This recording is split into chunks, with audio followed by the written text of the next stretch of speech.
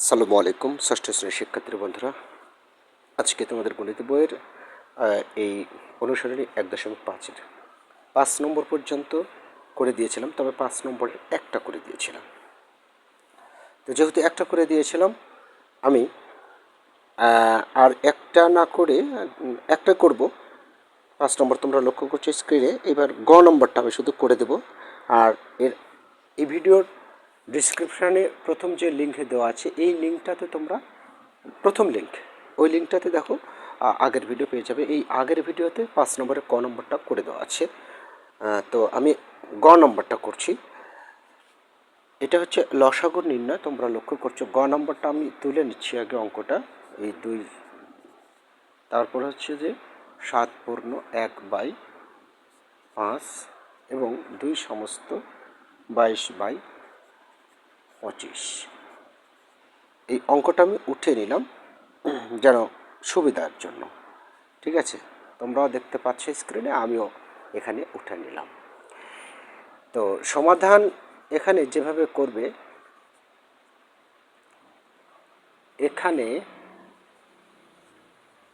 এখানে লেখার পরে প্রতিটা ভগ্নাংশ দেখো মিশ্র ভগ্নাংশ হয়ে আছে, তাই এই ভগ্নাংশগুলোকে অপ্রকৃত ভগ্নাংশে রূপান্তরিত করতে হবে। আর অপ্রকৃত ভগ্নাংশে তাই আমরা লিখতে পারি যে এটা সমান, অপ্রকৃত ভগ্নাংশে রূপান্তর করার নিয়ম হচ্ছে এটা দ্বারা এটাকে গুণ করা, অর্থাৎ হরের সাথে পূর্ণ সংখ্যা গুণ করা। 5 দুগুণ 10 যা হলো, তার সাথে 2 যোগ করলে হয় 12, 12-র নিচে 5, অর্থাৎ এটা সমান বের হলো। এবার এটা সমান বের করতে হবে 5 7 35 আর 1 36-এর নিচে কত? 36-এর নিচে হচ্ছে 5। এর পরবর্তীতে এটা তুলব আমরা, তুলে নেওয়ার পরে 25 দুগুণ 50 60 70 72-এর নিচে 25। এই যে এই বিষয়গুলো হলো, তাহলে কত কত হলো? এখানে আছে 5, এখানে 5, আর এখানে হলো 25। এই হরগুলো হলো এখানে 5 5 25, আর লবগুলো এখানে হচ্ছে 12, এখানে 36, আর এখানে 72। এই ভগ্নাংশগুলো দিয়ে এবার আমরা কাজ করব। এই যেগুলো আমরা ভেঙে নিলাম, ঠিক আছে, অর্থাৎ অপ্রকৃত ভগ্নাংশে রূপান্তরিত করলাম। এই দিকে একটু ফলো করব। আমি কলমটা একটু চেঞ্জ করে নিই, তাহলে ইনশাল্লাহ হয়ে যাবে। এবারে আমরা সেই গত দিনের মতোই আমরা এখন লিখতে পারি প্রদত্ত ভগ্নাংশগুলোর, এটা কি করছি? এটা অবশ্যই লসাগু বের করছি। তো যখন লসাগু বের করছি, আমি বলেছিলাম গতকালকেও, যখন আমরা লসাগু বের করব, এই প্রদত্ত ভগ্নাংশের লবগুলো লসাগু করতে হবে, অর্থাৎ লব 12 36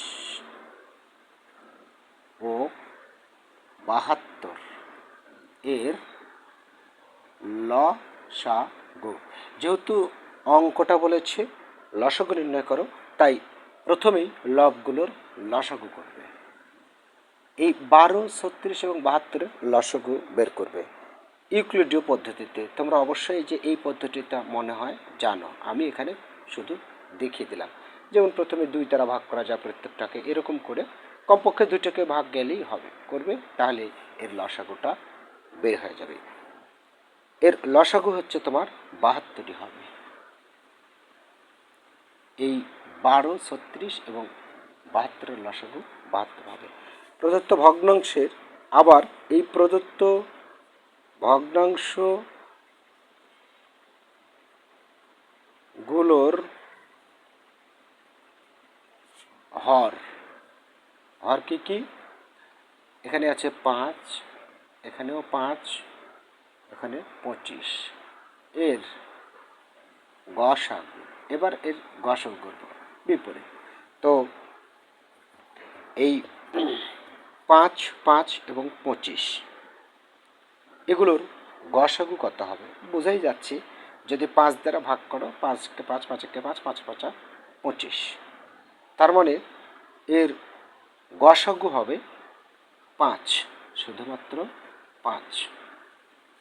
ঠিক আছে, গসাগু বের করার নিয়মটা অবশ্যই তোমরা জানো, প্রত্যেকটাকেই ভাগ যেতে হবে। যেমন আগের বার আমি বলে দিয়েছি, এবারও একটু বলে দিই যদি নতুন কেউ হয়ে থাকো। গসাগু বের করার নিয়মটা ইউক্লিডীয় পদ্ধতিতেই করবে, তবে এর নিয়ম হচ্ছে সবটাকেই ভাগ যেতে হবে। এমন কোনো সংখ্যা বাছাই করতে হবে, এটাকে এটাকে এটাকে সবটাকে ভাগ করতে হবে। তো একমাত্র 5ই পাওয়া যায়, 1 1 5। তাহলে কত দ্বারা ভাগ করলাম সবটাকে? 5 দ্বারা, আর যাচ্ছে না। সুতরাং শুধু এই 5 নিতে হবে। ঠিক আছে, এটাই হচ্ছে গসাগু বের করার নিয়ম। গসাগু বের হয়ে গেলে অতএব প্রদত্ত ভগ্নাংশ গুলোর লসাগু আমরা এখন বের করব। লবের লসাগু, হরের গসাগু বের করেছি। সুতরাং এটার সূত্র অনুযায়ী এই যে লবগুলোর লসাগু, আর এখানে লিখলাম হরগুলোর লসাগু, মান বসিয়ে দাও। লবগুলোর লসাগু বলতে, লবগুলোর লসাগু হচ্ছে 72 আর নিচে 5। এবার আমরা যেহেতু উপরে বেশি হয়ে গেল 72, হ্যাঁ, যখনই উপরের সংখ্যা বড় হবে তখন এই সাইডে এই 72 এখানে কেটে নেবে। কেটে নেওয়ার পরে ভাগ করে দেবে। 5 দ্বারা 7কে প্রথম ভাগ করা যায়, 5কে 5, 2 2, 4 5 20, এখানে হচ্ছে 2। তার মানে ফলাফলটা দাঁড়ালো কি, আমি এই সাইডে একটু লিখিত, ফলাফলটা দাঁড়ালো ভাগফল 14, সুতরাং 14 লিখবে। ভগ্নাংশের রেখা টেনে এই যে 2 আছে, এই 2টা উপরে দিবে, আর এই ভগ্নাংশের যেটা মূল সেটার হর কত? 5 5 5 নিচেই থাকবে, এটা নিচে থাকবে। এটাই হচ্ছে অতএব নির্ণেয় লসাগু, এটা 14/2/5। ওকে, আশা করি বুঝতে পেরেছ। চলো এবার আমরা নেক্সট অঙ্কে যাই। লিখিত অঙ্ক রয়েছে স্ক্রিনে, লক্ষ্য করছো 6 নম্বর অঙ্কটা। জামাল সাহেব তার বাবার সম্পত্তির 7 নিচে 18, 7/18 অংশের মালিক। হ্যাঁ, তিনি তার সম্পত্তির এত অংশ 3 সন্তানকে সমান ভাগে ভাগ করে দিলেন। মানে যা সম্পত্তি আছে তার মধ্যে আবার 5/6 অংশ 3 সন্তানকে ভাগ করে দিলেন। প্রত্যেক সন্তানের সম্পত্তির অংশ বের করো। ওকে, ফাইন। আমরা সরাসরিভাবে লিখতে পারি যে তার বাবা তাকে কত দিলেন? 7/18 অংশের মালিক, বাবার সম্পত্তির এত অংশের মালিক। তাহলে আমরা সরাসরিভাবে 6 নং সমাধানে গিয়ে লিখতে পারি এরকম যে নামটা কি? জামাল সাহেব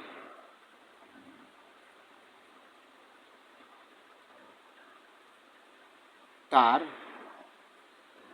সম্পত্তির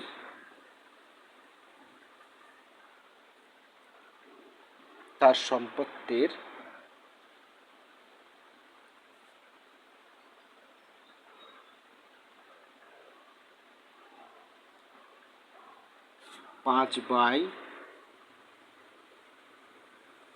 এত অংশ 3 সন্তানকে দিলেন। অর্থাৎ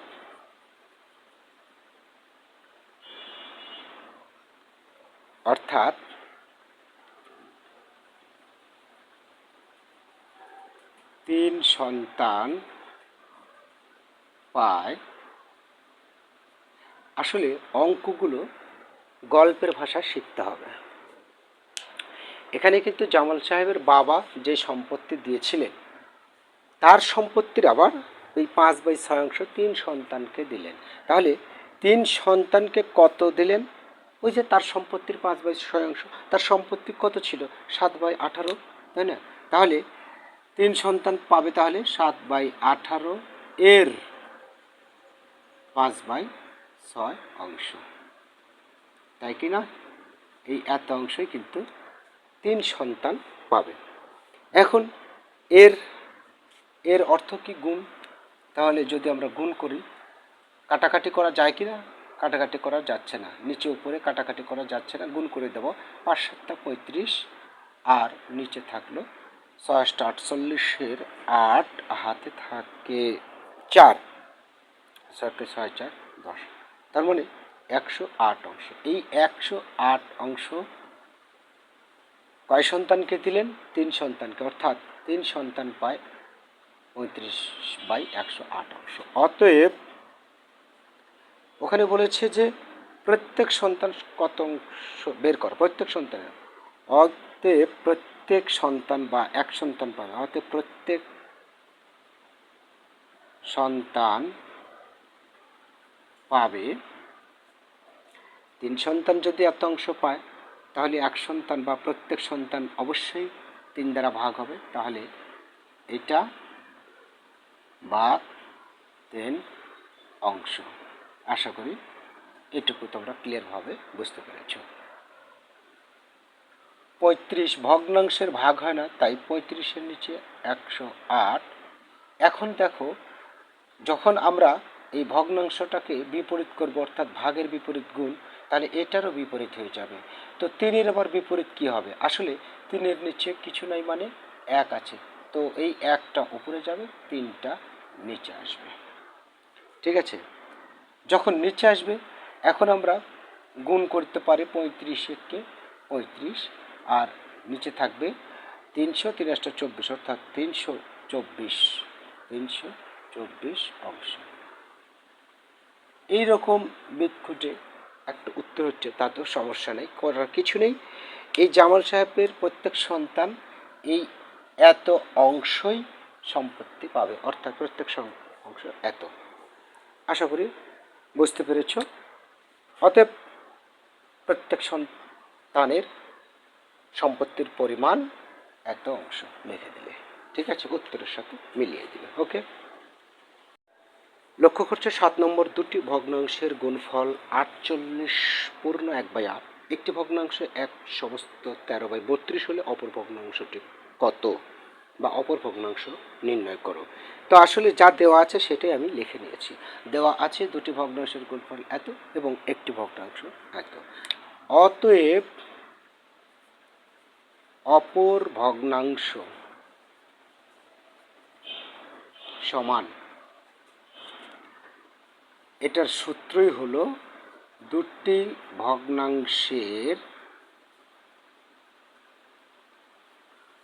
গুণফল ভাগ একটি ভগ্নাংশ। ওকে, আচ্ছা, তো দুটি ভগ্নাংশের গুণফলের মান আমরা বসিয়ে দেবো, এই যে 48 1/8 ভাগ একটি ভগ্নাংশ এক সমস্ত, এটা 32। ঠিক আছে, এখন আমি যদি এটাকে পূর্ণ, অর্থাৎ এটা একটা মিশ্র ভগ্নাংশ, এটাকে অপ্রকৃত ভগ্নাংশে রূপান্তরিত করতে হবে। তো অপ্রকৃত ভগ্নাংশ রূপান্তরিত করার কৌশলে এটা দ্বারা এটাকে গুণ করে তার সাথে এটা যোগ করতে হবে। তো হবে হচ্ছে 385 নিচে 8 ভাগ 32-কে 32, 32-এর সাথে 3 যদি যোগ করো তাহলে হবে 45-এর নিচে 32। ভগ্নাংশের ভাগ করা যায় না, তাই অবশ্যই চিহ্নটা পরিবর্তন করব, ভাগের বিপরীত গুণ, তাহলে এটারও বিপরীত হয়ে যাবে, অর্থাৎ 32 উপরে নিচে 45। এবার এটাকে যদি আমরা কাটাকাটি করতে পারি, অবশ্যই করব, সেটা হচ্ছে 5 দ্বারা 45-কে ভাগ করলে হবে 9, আবার 5 দ্বারা এটাকে ভাগ করলে হবে 77। অনুরূপভাবে 8 দ্বারা 32-কে ভাগ করলে হবে 4 8 32, 8 × 8 4 8 32। আশা করি বুঝতে পেরেছ। কাটাকাটি করার নিয়ম হলো একটি সংখ্যা বাছাই করে নিচে এবং উপরের সংখ্যাকে ভাগ করতে হবে এবং একই সংখ্যা হতে হবে। যেমন আমি 5 নিয়েছি, 5 দ্বারা 9কেও ভাগ করেছি, 5 দ্বারা এটাকেও ভাগ করেছি। এবার কাজ হলো যে এটাকে এটার সাথে গুণ করলে হবে তোমার 308 আর নিচে থাকছে 9। যেহেতু উপরে বেশি হয়ে গেল, সো এইভাবে এখন এখানে ভাগ করবে। 3 নং 27, 3, তারপর হবে বিয়োগ করলে 3, 38, এবার 4 নং 36, বিয়োগ করলে থাকে 2।